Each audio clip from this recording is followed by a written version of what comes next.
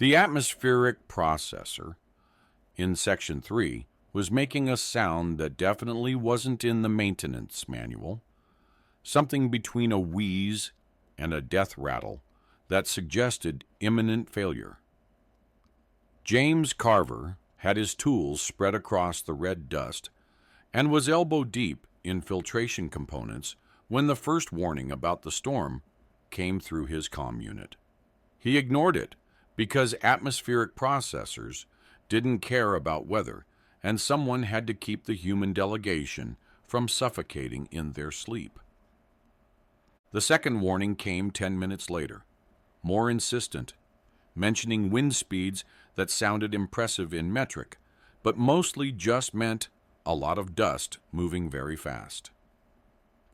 Carver tightened the last coupling, verified the processor had stopped making dying animal noises, and packed his tools with the efficient movements of someone who'd learned that frontier worlds didn't tolerate inefficiency.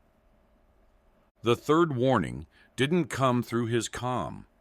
It came as a wall of red that swallowed the western horizon and turned the twin suns into vague orange suggestions. Carver started running toward the human compound, which was optimistic given that visibility dropped to approximately zero within 30 seconds. The respirator he'd slapped on his face clogged immediately with particles that had no business being airborne, but were managing it anyway through sheer meteorological spite. Something grabbed his arm hard enough to stop his forward momentum and redirect it 90 degrees to the left. Carver had about 2 seconds to register that someone was dragging him before a door sealed behind them and the roar of the storm became muffled background noise instead of immediate threat to continued existence. His vision cleared slowly as his respirator filtered out the worst of the dust. The interior was all smooth stone walls and geometric patterns that seemed to shift when he wasn't looking directly at them, which was disorienting, but better than being outside, turned into a human-shaped collection of red particles.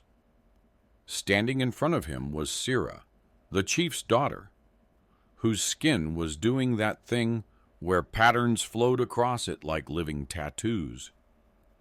The translation implant in his ear offered concern registered, and amusement at outsider incompetence, and 17 other contextual interpretations available upon request.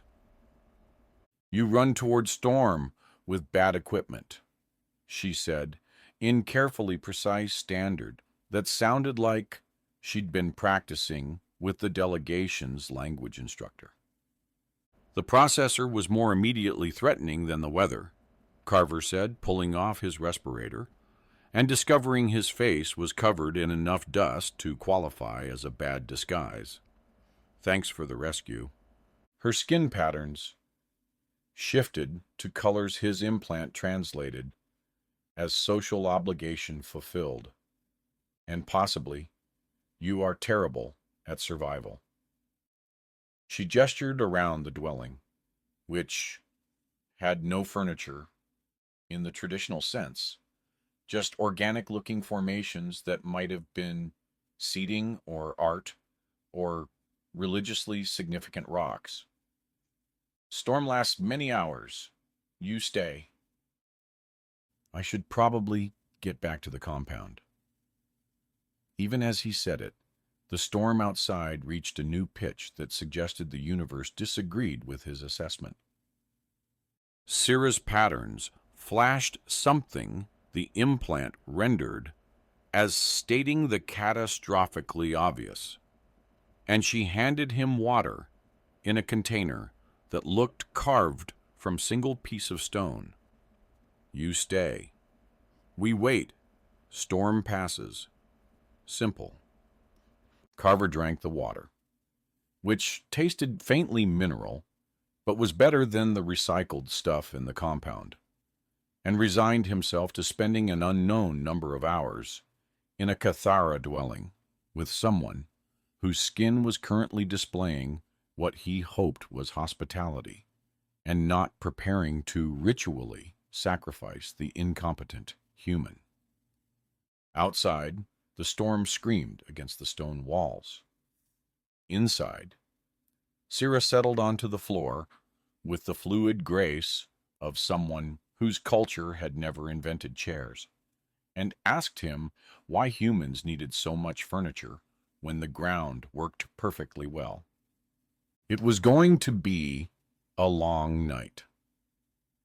Hour 6 of the storm found Carver attempting to explain human romantic customs, while Syrah's skin cycled through colors that his translation implant kept labeling as profound confusion mixed with anthropological fascination.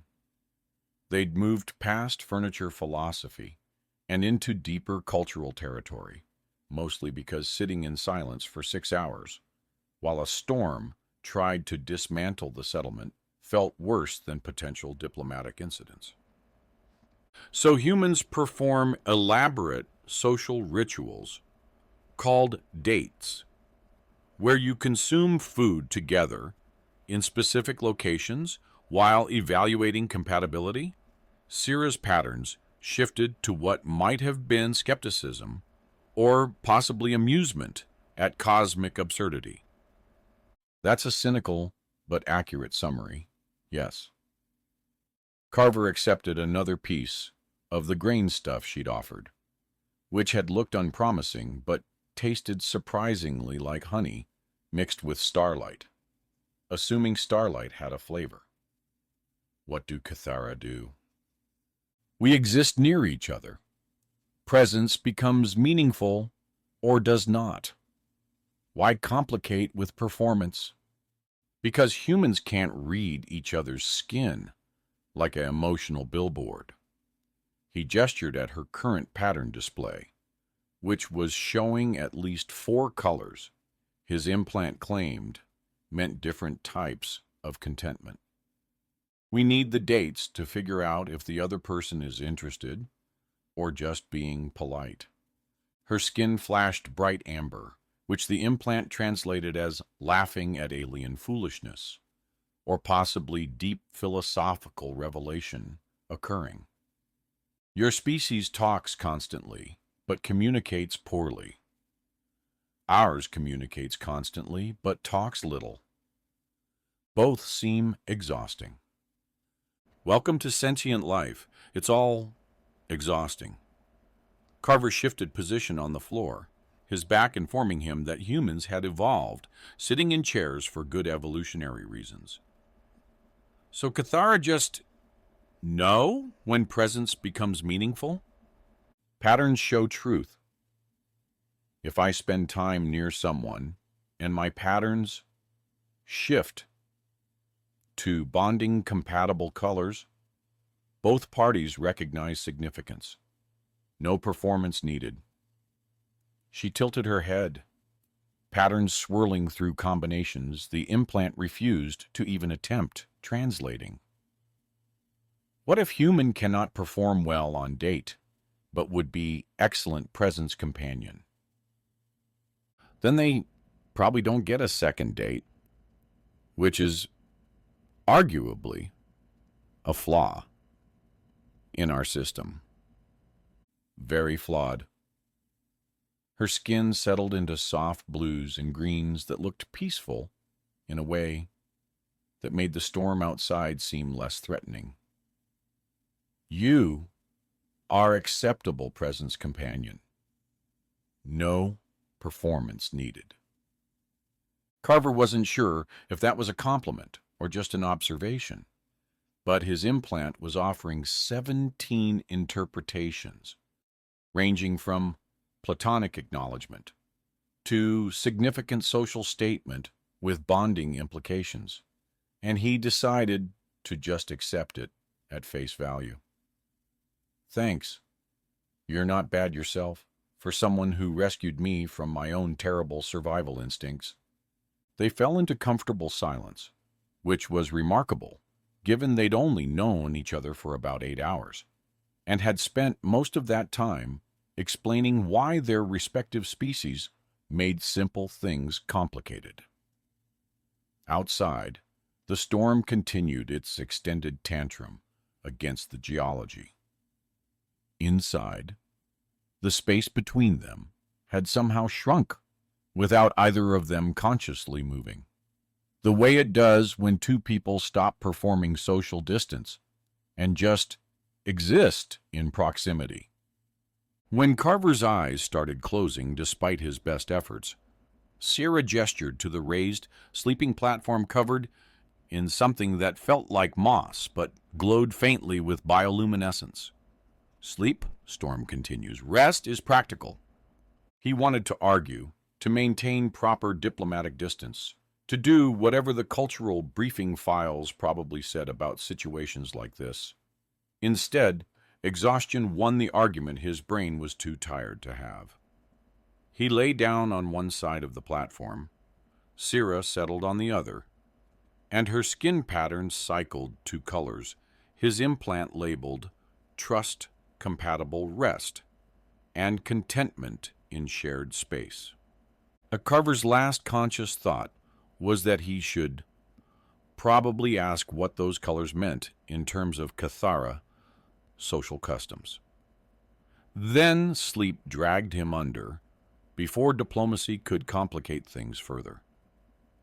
Dawn came with the kind of clarity that only follows catastrophic weather, the twin suns rising in sequence to paint everything in shades of orange that would have been beautiful if Carver's back wasn't actively filing complaints about sleeping on bioluminescent moss. He opened his eyes to find Sierra already awake, sitting cross-legged beside the platform, her skin displaying patterns he'd never seen before, deep amber interwoven with silver threads that pulsed like a heartbeat. His translation implant cycled through options and finally settled on significant emotional state with cultural implications, which was spectacularly unhelpful. "Morning," he said, his voice rough from sleep and possibly from inhaling half the planet's dust supply yesterday. "Storm over?" Sierra's patterns shifted rapidly, colors flowing so fast the implant gave up trying to translate and just displayed complex internal processing occurring. She looked at him with an expression that managed to convey both certainty and concern, which seemed contradictory until he remembered that Cathara could apparently hold multiple emotional states simultaneously and broadcast all of them via skin. Outside, voices rose in what sounded like organized activity rather than panic, which was either good or monumentally bad depending on context. Carver sat up, his spine making sounds that suggested it had opinions about alien sleeping arrangements. "What's happening out there?" Before Sierra could answer, the door opened and 3 Cathara elders entered, without knocking, which was apparently fine by local custom, but made Carver's human sense of privacy shrivel slightly. Their skin patterns were so complex they looked three-dimensional, hierarchical markers that made his implant start listing social ranks in ascending order until he mentally told it to stop showing off. The eldest looked at Sierra, then at Carver, then at the sleeping platform with its disturbed moss covering, and said something that made Carver's implant freeze for 3 full seconds before offering witnessed presence bond acknowledgment and lineage documentation initiated, and you have created a diplomatic situation of substantial magnitude. I'm sorry. What? Carver stood up, aware he was wearing yesterday's dust-covered clothes and probably looked like he'd lost a fight with a maintenance shaft. We just sheltered from the storm. That's normal, right? You said sharing shelter was normal, he added, looking at Syrah. Her skin flashed patterns, his implant translated as technically correct, but contextually incomplete, which was possibly the least reassuring thing it had ever told him. One of the elders gestured toward the door with movements that were polite but extremely firm. Carver found himself being escorted into the settlement's central area, where he discovered that apparently the entire Cathara population had decided to start their morning by gathering in organized formations that looked simultaneously ceremonial and vaguely threatening. Chief Varen stood at the center, his skin showing patterns so elaborate they seemed to move independently of his body. Behind him, arranged in careful rows, stood warriors. Carver started counting and stopped at 70 because the number kept growing, and his brain was already struggling with whatever was happening. The human diplomatic team was there too, clustered near the edge of the gathering, their leader frantically swiping through a tablet while wearing an expression that suggested the cultural database was being spectacularly useless. When she saw Carver, her face cycled through relief, confusion, and what looked like dawning horror in under 2 seconds. Syrah emerged from her dwelling, and the gathered Cathara responded with synchronized pattern shifts that turned the entire assembly into a light show. Her skin matched her father's in complexity, creating what looked like visual conversation that needed no words. Carver's implant offered a single translation, traditional acknowledgment of witnessed bond commencing. I feel like I've missed something important, Carver said, to nobody in particular. The diplomatic team leader reached him, tablet clutched like a life preserver. Did you sleep in the chief's daughter's dwelling last night? The storm. Yes or no? Yes. But she closed her eyes. The warriors aren't here to punish you. They're here to acknowledge you. Apparently, that's worse. The explanation took 3 diplomats, 2 cultural specialists, and 1 extremely patient, Cathara, elder, to deliver in something approximating coherent standard. Carver stood in the center of what was apparently a ceremonial acknowledgment while his brain tried to process information that seemed designed to cause minor aneurysms. Cathara recognized bonds through witnessed presence. Sheltering together during storms carried significance when it involved the chief's daughter.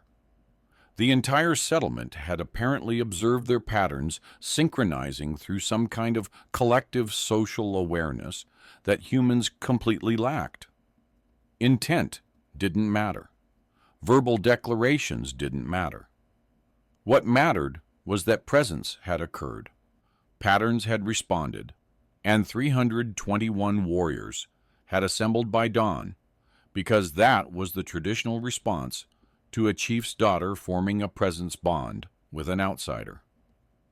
So to be clear, Carver said slowly, I'm not in trouble. I'm in a relationship. Bonded? The diplomatic team leader corrected, looking like she'd aged 5 years in the last 20 minutes. The Cathara don't have a direct equivalent to human relationships. This is more like, she consulted her tablet, being adopted into the lineage structure with romantic and social implications. that are considered legally binding by their entire governmental system. That seems like something that should require explicit consent. You consented by being present. They witnessed by observing. It's done.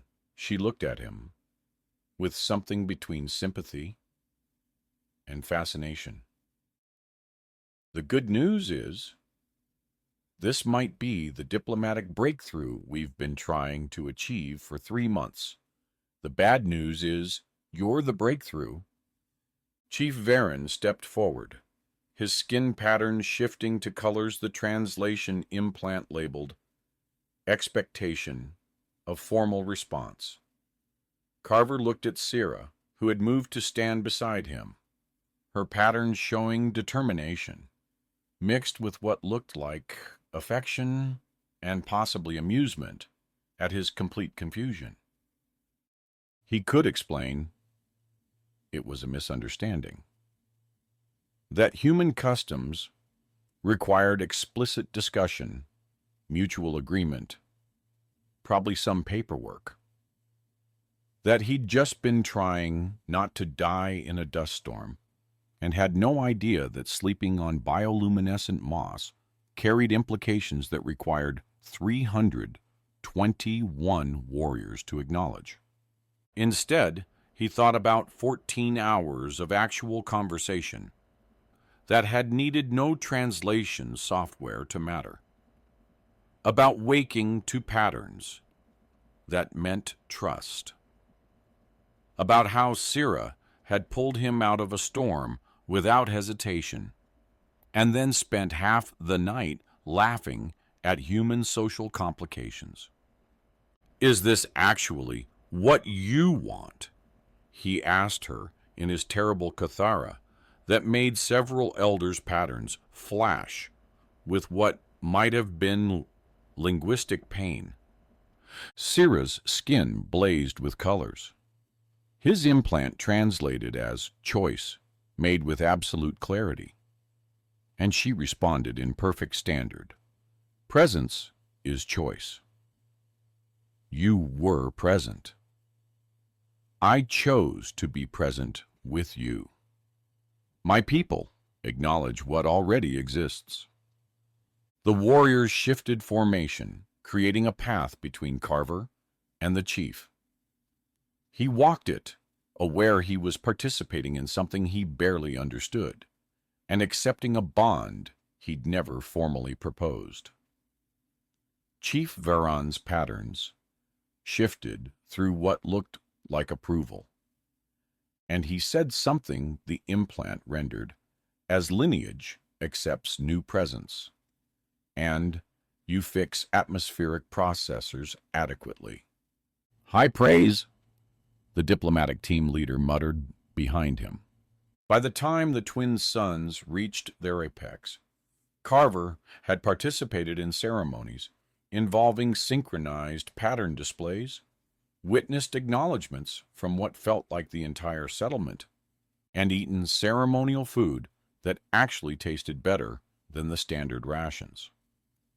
The human delegation filed reports that would confuse administrators for decades. The Cathara completed whatever rituals validated presence bonds that involved outsiders.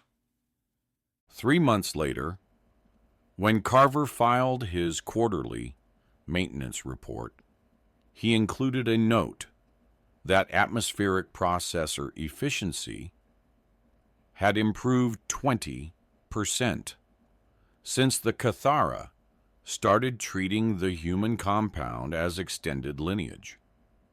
He didn't mention that he'd learned to read basic skin patterns, or that Syrah's dwelling had accumulated human furniture as a compromise between their species' different concepts of comfort, or that being accepted by 321 warriors was significantly more overwhelming than any threat could have been.